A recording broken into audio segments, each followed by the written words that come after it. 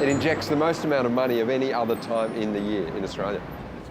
Mark McCrindle is a social researcher. His company studies societal and generational change.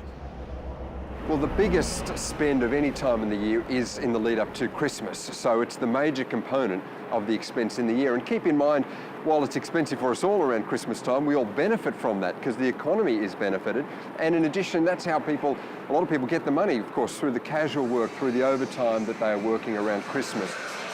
But Christmas has more than an economic impact on our society. There's what's known as the social impact, which is greater than you might think. It's social capital building. What that really means is, of course, it is the one time of the year, unlike any other time, where people come together because of Christmas. Now, of course, that's family and friends, but it's also in the workplace. Most workplaces will have a Christmas function of some sort, and so it does build those links. It does connect people in. Community groups will have events around the Christmas time, and so it's a chance to bond and connect and interact. It's also, of course, a chance for giving. And so it is the one time where we, I guess, step out of thinking of what we're going to get and we think of others and we give. So that altruism, that giving just to be kind and to help others is a great time. And we sometimes think Christmas is about getting presents and it's about our family.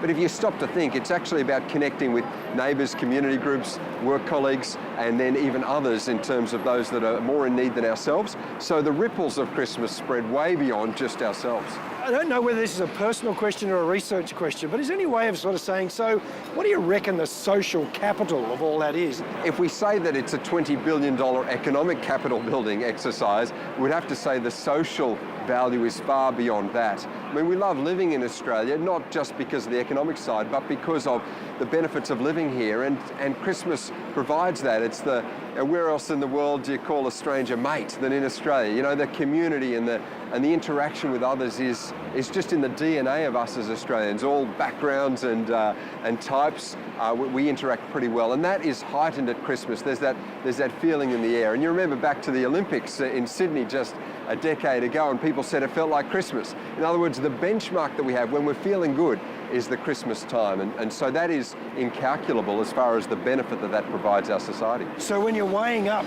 the economic and social capital against the downside, just from a kind of hard-headed point of view, it's actually very good for us. Absolutely. I mean, the benefits to our community is way beyond anything we can calculate. And those negatives, or the downside being people feeling more isolated, of course, is the motivation for us to step out there and to volunteer. And we know that charities are busier at Christmas than any other time, and hopefully most of us as Australians are supporting those charities or getting that out there ourselves to help those most marginalised. When you put all this together, Mark, what do you reckon? We keep Christmas?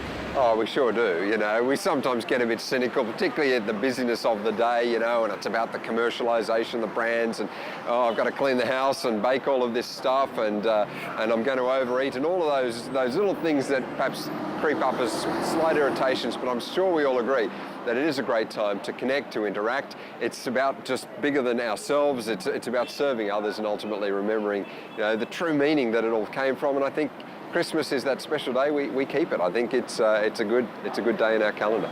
So from Mark's perspective, Christmas has a major impact economically and socially on Australia, and cancelling it would cause a major downturn. But what is the historical basis for Christmas?